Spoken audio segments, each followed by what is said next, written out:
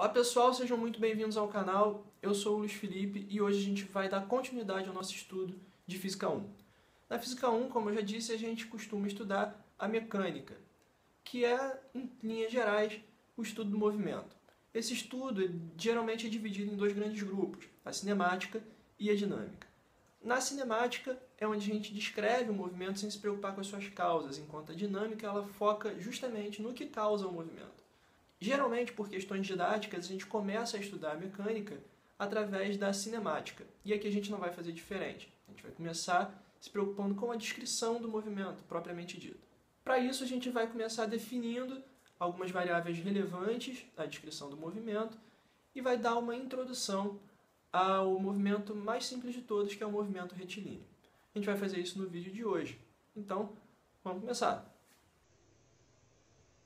Pessoal, conforme eu falei antes, para começar a descrever o movimento de um determinado corpo, representado por um ponto material, nós vamos precisar definir algumas variáveis. Nesse vídeo de hoje, nós vamos definir 3 dessas variáveis. São elas: a posição, o deslocamento e a velocidade. Então vamos começar definindo primeiramente a posição. Vamos imaginar um ponto material que vai começar a se deslocar no espaço. Eu vou representar esse ponto por esse pontinho branco que eu vou chamar de P1. Antes de começar a descrever o movimento desse ponto no espaço, a gente precisa saber dizer qual é a localização desse ponto em cada instante de tempo. Ok, e como é que nós fazemos isso? Inicialmente, nós precisamos definir um ponto de referência. Eu vou representar esse ponto com esse pontinho que eu vou chamar de O.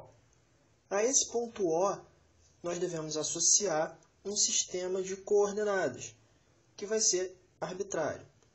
Por simplicidade, eu vou usar um sistema de coordenadas cartesiano representado pelos eixos x e y. Pronto. Esses são os elementos que nós precisamos para definir o que vem a ser a posição de um dado ponto. Nós definimos a posição de um dado ponto como sendo o vetor que parte da origem do sistema de coordenadas e vai até o ponto em questão. Nós vamos chamar esse vetor de R1, o vetor posição do ponto P1. Nós vemos que o vetor R1 possui dois componentes, uma componente x e um componente y. Esses dois componentes estão representados na figura como os vetores componentes R1x e R1y.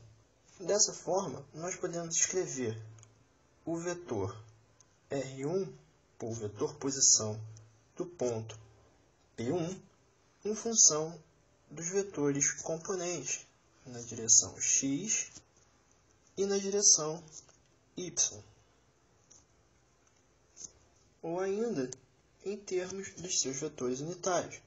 Então, nós temos R1x vezes o vetor unitário i mais R1y vezes o vetor unitário j. Certo?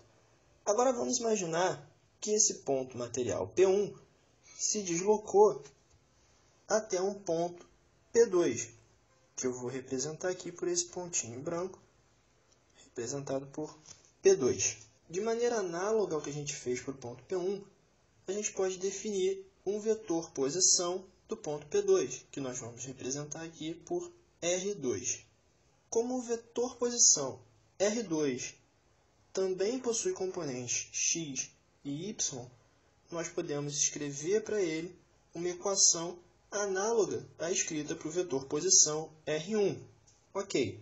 Agora, antes da gente passar para a definição de deslocamento, repare o seguinte, que o módulo do vetor R1, que é dado pela raiz quadrada de R1x ao quadrado mais R1y ao quadrado, esse módulo nos fornece a distância em linha reta da origem do sistema de coordenadas até o ponto P1. E o mesmo raciocínio pode ser aplicado para o vetor R2.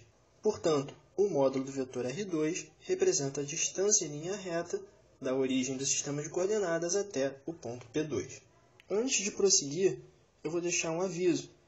Se você está encontrando alguma dificuldade quanto à notação vetorial em termos de vetores unitários que eu usei, bem como quanto ao cálculo do módulo dos vetores R1 e R2, vai um conselho. Volto na casa e faço uma revisão sobre vetores. Para facilitar, eu vou deixar o link do nosso vídeo sobre vetores na descrição desse vídeo. Bom, pessoal, agora nós vamos definir o que vem a ser a variável deslocamento. Nós vamos começar imaginando a mesma situação que nós tivemos no caso anterior para a definição do vetor posição. Imagine que nós temos um ponto material P1 que vai se deslocar até um determinado ponto P2 no espaço. Como nós já vimos, a cada um desses pontos no espaço, nós temos um vetor posição associado, que nós vamos representar novamente por R1 e R2. Baseado nisso, nós definimos o conceito de deslocamento. O deslocamento é definido, então, como o vetor que une os pontos inicial e final, partindo do ponto inicial e indo até o ponto final. Nesse caso, vai ser um vetor unindo os pontos P1 e P2. Esse vetor nós vamos representar por ΔR, o vetor deslocamento. Por definição, o nosso vetor deslocamento é representado, é definido, na verdade, como a diferença entre a localização final e a localização inicial. Como nós já vimos antes, cada um dos vetores posição R1 e R2 pode ser escrito em termos de suas componentes x e y, o que consequentemente nos leva à conclusão de que o vetor deslocamento também terá componentes x e y. E faz todo sentido. Afinal, se nós representarmos o nosso vetor deslocamento, ou ΔR, com origem na origem do nosso sistema de coordenadas, nós vemos que ele realmente possui componentes x e y, como era de se esperar. Tendo definido os conceitos de posição e deslocamento, nós podemos agora partir para a definição do que nós chamamos de velocidade média. Vamos agora voltar ao caso de um ponto material localizado em P1 que se desloca até um ponto localizado em P2. Ao se deslocar do ponto P1 ao ponto P2, esse ponto material leva a um certo intervalo de tempo, que nós vamos chamar de ΔT. E nós usamos essas duas informações para definir o conceito de velocidade média. A velocidade média, que nós vamos representar por Vm, ela é definida como a razão entre o vetor deslocamento, ΔR, e o intervalo de tempo decorrido ao longo desse deslocamento.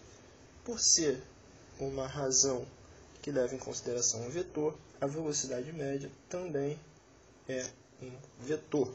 Fisicamente, a velocidade média nos dá uma ideia da rapidez com a qual esse deslocamento é realizado. Altos valores de velocidade nos indicam que um deslocamento foi realizado de maneira rápida, ao passo que baixos valores de velocidade nos indicam que esse deslocamento foi realizado lentamente. Repare que nós podemos usar os componentes do vetor deslocamento para reescrever a equação para a velocidade média. Veja também que nós podemos ir além e escrever as componentes do vetor deslocamento em termos das componentes dos vetores posição, dos pontos 1 e 2. Independente da forma como nós reescrevamos a velocidade média, nós podemos observar que ela também vai possuir componentes x e y, assim como o nosso vetor deslocamento. Por fim, repare ainda que a velocidade média é um vetor que possui mesma direção e sentido do vetor deslocamento e módulo dado por raiz quadrada de Vmx ao quadrado mais vmy ao quadrado, por definição. Definidos os vetores posição, deslocamento e velocidade média, nós já temos as variáveis básicas, fundamentais, para começar a descrição do movimento. Pessoal, espero que vocês tenham gostado desse vídeo de hoje, que ele tenha sido útil para vocês. E se vocês gostaram, já sabe, deixe sua curtida aqui no vídeo, sua dúvida, comentário, sugestão, qualquer outra coisa que vocês queiram falar, aqui nos comentários. Tá beleza? A gente se vê na próxima semana. Um abraço. Tchau, tchau.